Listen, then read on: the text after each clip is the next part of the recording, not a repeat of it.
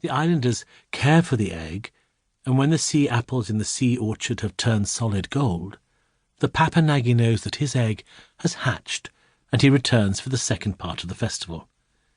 The islanders dress in their best, and there are street parties and games, and the day of silliness and celebration.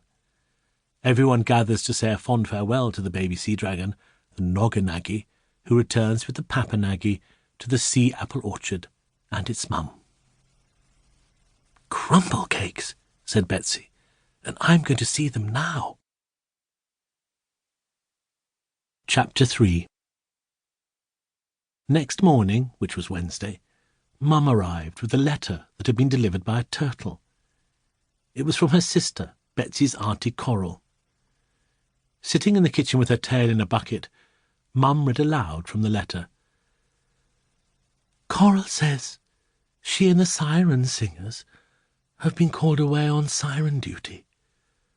"Oh dear," said Dad, alarmed.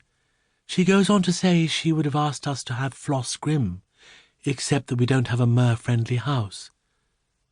"Not yet, my love," said Dad. "Who is Floss Grim?" asked Betsy. "Your cousin, remember?" "Oh, yes, of course," said Betsy, who, on account of having 2 legs and no tail, hadn't seen much of Mum's relatives.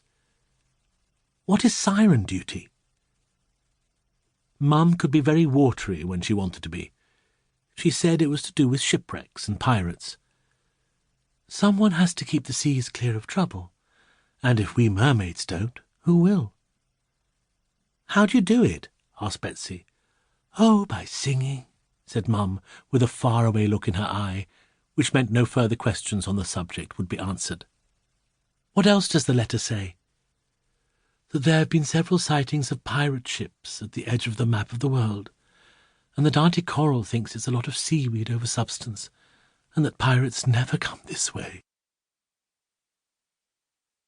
Chapter 4. Captain Calico Kettle was a roaring rage of a pirate. He had a blue beard, a wooden hand, and 3 gold teeth. It was said that his temper was shorter than a gunpowder fuse, though he had somewhat mellowed these days. Now he wasn't so much looking for other ships to scupper as searching for the island that had been left off the map of the world. His quest had started when it heard an old smuggler's tale that had been passed from one pirate's hairy face to another pirate's hairy ear. Like all stories that aren't written on paper, the tale had become as long as it was broad. But Captain Calico Kettle wanted the bare bones, with not a gram of a lie to fatten up the truth of it. And an old smuggler told him that he had proof that such an island did exist. He'd whizzed and whirled his words into a sea fret until the captain snarled, "Where's this proof? Show me the proof, you old bilge rat." And the smuggler had brought out from his pantaloons a small chest that was chained to the wrist of what he called his wicked wooden hook. "In here," he said, "in here is the proof." Captain Calico Kettle was not a patient man, and with a single blow of his cutlass had taken the wicked wooden hook and the chest and skedaddled back to the Kettle Black. There in his cabin he opened the chest, only to find a book full of pesky words that wouldn't stay still. He shouted at the scallywags, but it did no good. He called the boatswain, the powder monkey, and the cabin boy, but none of them, or indeed any other member of his scurvy crew, could read the book either. Captain Calico Kettle had an idea. "We'll have to kidnap some landlubber who can read," he said. 3 days later, through his spyglass, he spotted a cruise liner. The captain of the cruise liner, seeing the Kettle Black, skull and crossbones flying, bearing down on him, made the sensible decision to abandon ship. He made sure all the passengers and crew escaped unharmed in the lifeboats.